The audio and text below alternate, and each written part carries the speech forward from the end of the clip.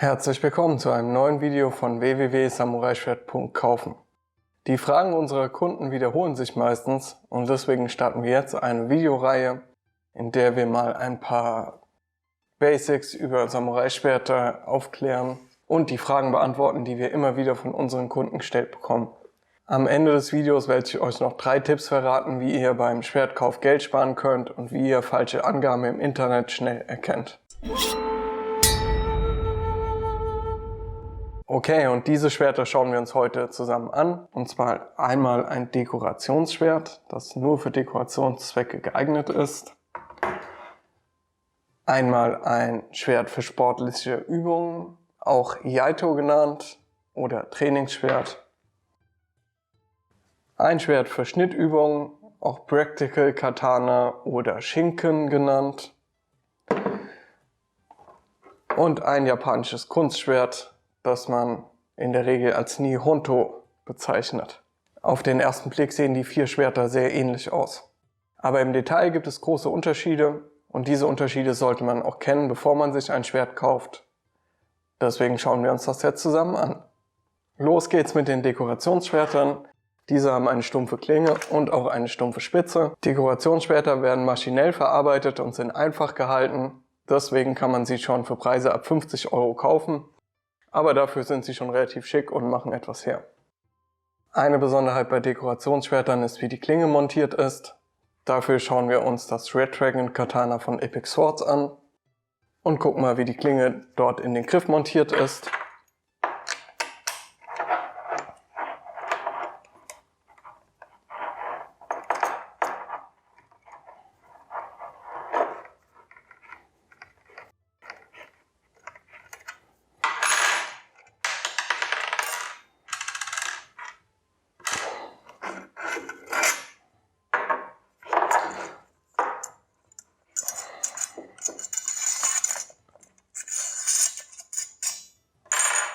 So, wenn man den Griff abgeschraubt hat, sieht man, dass die Klinge hier endet und daran ein dünner Fortsatz angeschweißt ist, der durch den Griff geht.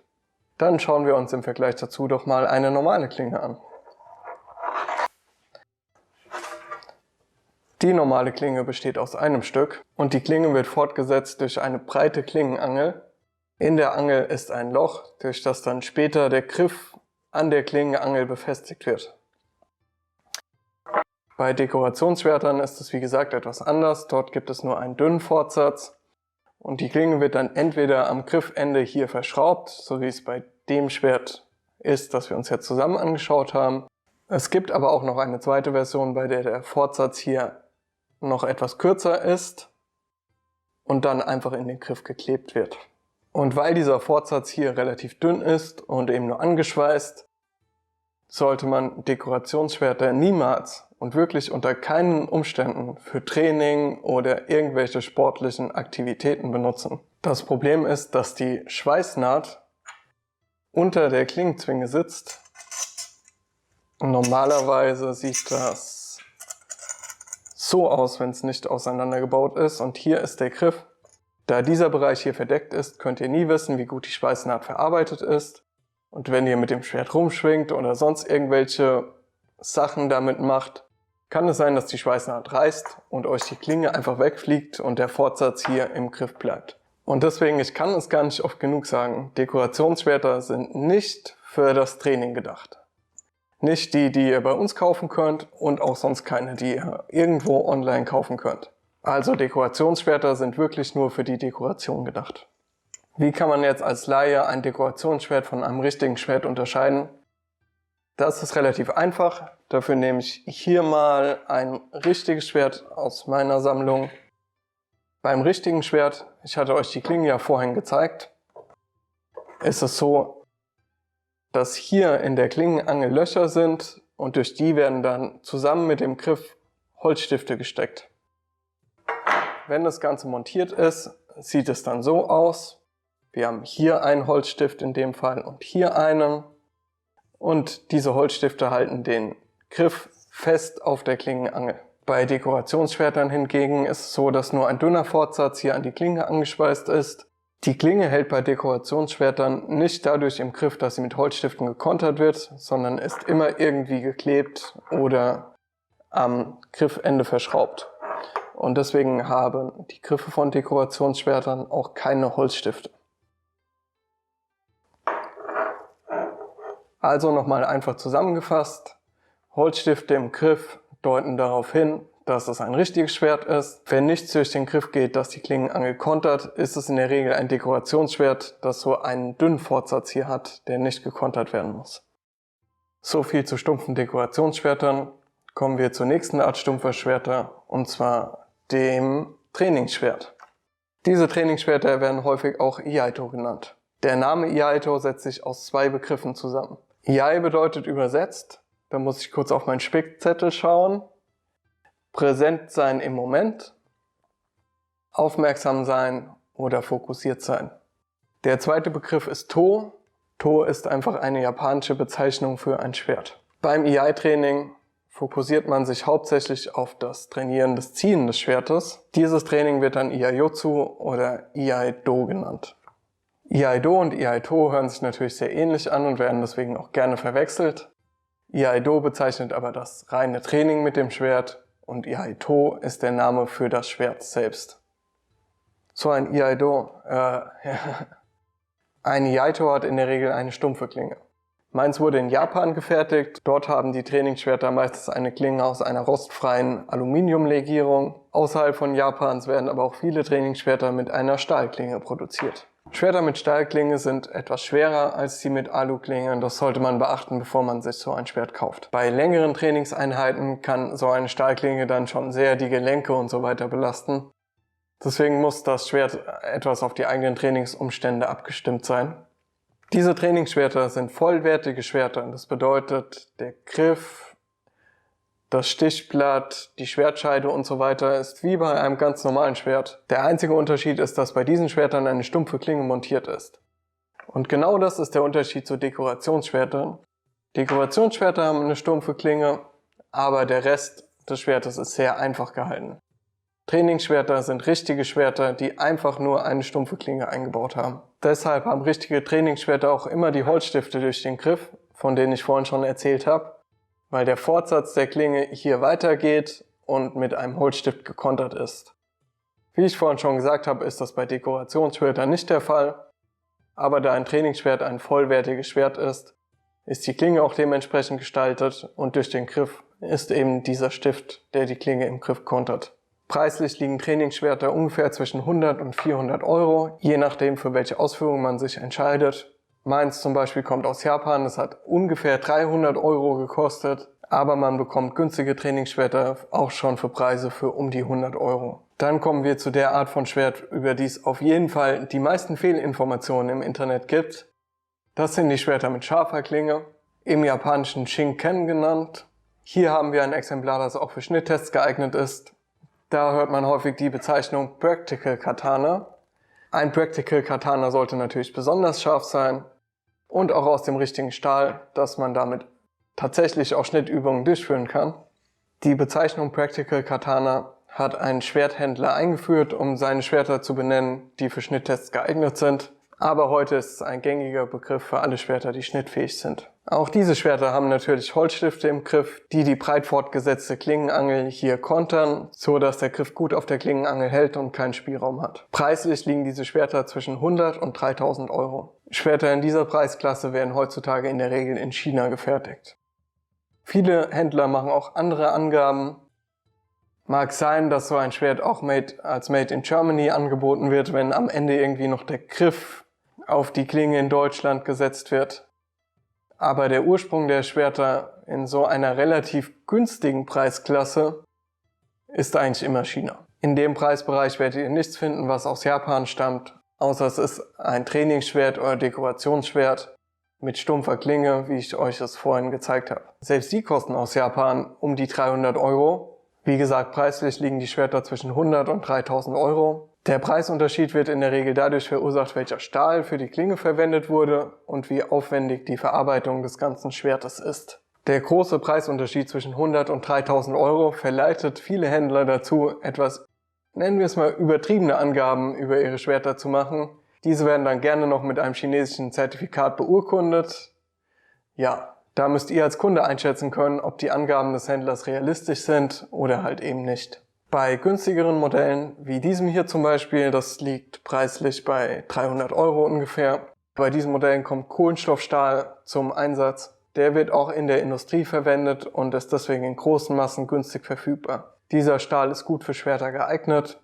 Er lässt sich relativ einfach verarbeiten und hat gute Eigenschaften. Je komplizierter die Herstellung dieser Klingen ist, desto teurer ist im Endeffekt auch der Endpreis vom Schwert. Eine typische Veredelung zum Beispiel, die etwas mehr kostet, ist die Lehmhärtung. Dadurch wird die Klinge an der Schneide zusätzlich gehärtet. Weitere Maßnahmen, die den Preis für dieses Schwert dann nach oben treiben, sind zum Beispiel Falten oder ein komplizierter Klingenaufbau. Bei Schwertern aus modernem Industriestahl bringt aber weder Falten noch ein irgendwie gearteter Klingenaufbau einen Vorteil. Falten und Klingenaufbau ist so ein interessantes Thema. Darüber machen wir nochmal ein eigenes Video. Es ist so ein umfangreiches Thema, dass wir es leider in diesem Video nicht mit unterbringen können. Die hochwertigsten Schwerter, die ihr bei uns im Shop aus dem Segment Practical Katana kaufen könnt, sind die Schwerter von MAS. Die Besonderheit bei den Schwertern ist, dass sie eine L6-Klinge haben. L6 ist ein guter Stahl für Schnitttests und die Klingen sind trotzdem sehr leicht. Diese Schwerter liegen bei ungefähr 2000 €. Mit ein paar Extras landet man auch schnell bei 3000 €. Das ist das Preissegment, das bei uns im Shop den oberen Rand bildet. Aber dafür kriegt ihr schon ein richtig ordentlich und gutes Schwert. Also die Verarbeitungsqualität von diesen Schwertern, die kann sich schon sehen lassen. So, ich musste die Aufnahme kurz unterbrechen, aber jetzt geht's weiter und weiter geht es mit einem Top-Thema. Und zwar der teuersten Preisklasse von den ganzen Schwertern, die wir heute vorstellen. Es geht um das japanische Kunstschwert, das Nihonto. Der Name Nihonto setzt sich aus zwei Begriffen zusammen. Und zwar einmal Nihon für Japan und To, wie ich vorhin schon gesagt hatte beim Yaito. To ist eine Silbe, die Schwert bedeutet. Japan wird auf Japanisch Nihon oder Nippon genannt. Beide Begriffe sind gängig. Im Zusammenhang mit Schwertern hat sich Nihon durchgesetzt bei Nihonto. Ich habe zwar auch schon die Bezeichnung Nipponto gehört, aber wenn ihr Nihonto sagt, da weiß jeder, was gemeint ist. Und zwar ist ein richtiges Nihonto ein Schwert, das in Japan nach traditionellen Standards geschmiedet wurde, oder ein historisches Schwert, das aus Japan stammt. Preislich liegen diese Schwerter, wenn ihr euch heute eins neu fertigen lasst, bei ca. 3.000 bis 15.000 €. Je nachdem, wenn ihr noch ein paar Extras dazu haben wollt, kann man auch schon mal bei 20.000 € landen. Wenn es dann um historische Originale geht, je nachdem von wem die geschmiedet wurden, sind dann auch sehr schnell noch wesentlich höhere Preise möglich. Ich selbst besitze kein Nihonto, weil ich mich bis jetzt noch nicht dazu durchringen konnte, so viel Geld für ein Schwert auszugeben. Vorhin beim Intro habe ich einfach stellvertretend meinen MAS-Katana hochgehalten. Da ich selbst kein Nihonto besitze und das auch nicht mein Fachgebiet ist, will ich zu dieser Art Schwert gar nicht so viel sagen. Nur so viel, dass ihr im Internet auf jeden Fall viele angebliche Nihontos findet, die aber in China produziert sind. Heute, Stand 2020, findet ihr in unserem Shop keine Nihonto. Eventuell arbeite ich mich über die nächsten Jahre mal in das Thema ein und dann bieten wir auch welche an. Aber bis jetzt gibt es noch keinen konkreten Plan dafür. Wenn ihr Interesse an einem Nihonto habt oder euch eins zulegen wollt, achtet bitte darauf, dass ihr auf jeden Fall zu einem seriösen Händler geht. Ein seriöser Anbieter ist zum Beispiel kein Online-Händler, der ansonsten nur chinesische Ware verkauft und von japanischen Schwertern selbst auch überhaupt keine Ahnung hat. Wenn ich mit Sammlern aus Deutschland über das Thema spreche, höre ich in der Regel zwei große Namen von größeren Händlern, die sich in dem Bereich etabliert haben. Das ist einmal der Juwelier Strebel in Wiesbaden und die japanische Schwertgalerie. Bestimmt gibt es darüber hinaus in Deutschland noch eine Handvoll kleinerer Händler, die auch seriöse Angebote macht und sich in dem Bereich sehr gut auskennt. Die Anzahl an seriösen Händlern in dem Bereich ist aber wirklich sehr überschaubar. Das Nihonto ist ein sehr interessantes Thema, aber auf jeden Fall nur etwas für Leute, die auch die entsprechenden finanziellen Mittel haben. Wie am Anfang versprochen, kommen wir jetzt zu den 3 Tipps, die euch Geld beim Samurai-Schwertkauf sparen. Tipp 1. Dekorationsschwerter werden häufig als Practical Katana oder Trainingsschwert angeboten. Es ist ein häufiges Phänomen, dass Dekorationsschwerter als echte Schwerter angeboten werden. Eigentlich ist das sehr einfach zu erkennen. Ich habe es vorhin auch schon ein paar Mal erklärt. Wenn die Klinge verankert ist mit einem Stift im Griff, dann ist es ein echtes Schwert. Wenn diese Stifte nicht vorhanden sind, ist es ein Dekorationsschwert. Also, wenn ihr auf der Suche nach einem richtigen Schwert seid, achtet bitte darauf, dass Stifte durch den Griff und durch die Klingenangel gehen. Tipp 2. Schwerter mit Klinge aus 1045er Carbonstahl werden als Practical Katana angeboten. Practical Katana, hatte ich vorhin schon erklärt, ist die Bezeichnung für Schwerter, die für Schnitttests benutzt werden können. Jetzt ist es so, dass unter den verschiedenen Kohlenstoffsorten, die es gibt, 1045er Stahl mit Abstand der weicheste ist. Ja, trotzdem werden diese Schwerter häufig als Practical Katana angeboten. Wenn man dann wirklich Schnitttests damit macht, werden in der Regel zwei Dinge passieren. Entweder die Klinge stumpft sehr schnell ab, weil der Stahl zu weich ist, oder wenn ihr versucht, harte Ziele zu schneiden oder die Technik nicht so ganz sauber ist, macht die Klinge vorne an der Schneide auch gerne mal die Welle. Das heißt, der Stahl biegt sich um und spätestens dann ist das Schwert nicht mehr für Schnitttests geeignet. Und wenn ihr es tatsächlich dann nochmal für Schnitttests benutzt, besteht schon eine sehr hohe Bruchgefahr, weil die Klinge an der Stelle, wo sie umgebogen ist, einfach stumpf ist. Ja, und wenn die dann trifft, dann kann die Klinge einfach brechen. Und noch der Tipp 3. Chinesische Schwerter werden häufig als original japanische Schwerter angeboten. Es gibt einige Anbieter in Deutschland, Europa und auch China, die ihre Schwerter als original japanisches Schwert verkaufen. Wenn man die Shops besucht, findet man dort aber nur Schwerter, die in China produziert wurden. Für Laien ist der Unterschied vielleicht schwer zu erkennen. Ein Schwert aus Japan bekommt ihr aber niemals für 300 € oder irgendwas in der Richtung, außer es ist ein Trainingsschwert mit Aluklinge, wie ich euch vorhin gezeigt habe. Und unser Tipp dazu ist, schaut euch einfach an, ob die Angebote und die Angaben von dem Hersteller realistisch sind. Wenn jemand schreibt, original japanisches Schwert mit scharfer Klinge für 300 €, dann ist es sehr unwahrscheinlich, dass die Angabe stimmt. Genauso wie ihr jetzt relativ leicht unterscheiden könnt, ist ein Schwert ein Dekorationsschwert oder ein Sportschwert. Wenn dabei steht Practical Katana für 50 €, dann ja, ich denke, ihr wisst, was ich meine. Ja? Damit sind wir beim Ende des heutigen Videos angekommen. Dieses Video war das erste Video von einer Reihe von Videos, die wir alle in diese Richtung entwickeln werden, damit ihr in Zukunft noch besser unterscheiden könnt, was ein hochwertiges Schwert ist und was nicht. Abonniert einfach unseren Kanal und ihr bekommt noch mehr Videos in die Richtung. Und wenn ihr euch im Allgemeinen für das Thema Samurai-Schwert interessiert, dann empfehle ich euch sowieso, unseren Kanal zu abonnieren. Ich hoffe, der Inhalt hat euch etwas geholfen, hat euch weitergebracht, hat euer Wissen noch vertieft. Wenn ihr Fragen rund ums Schwert habt, stellt die Fragen ruhig unten in den Kommentaren. Es gibt keine dummen Fragen. Also stellt eure Fragen, egal wie blöd sie euch vorkommen. Wir versuchen sie zu beantworten. Und besonders interessante Fragen oder besonders häufig gestellte Fragen beantworten wir einfach über unsere nächsten Videos.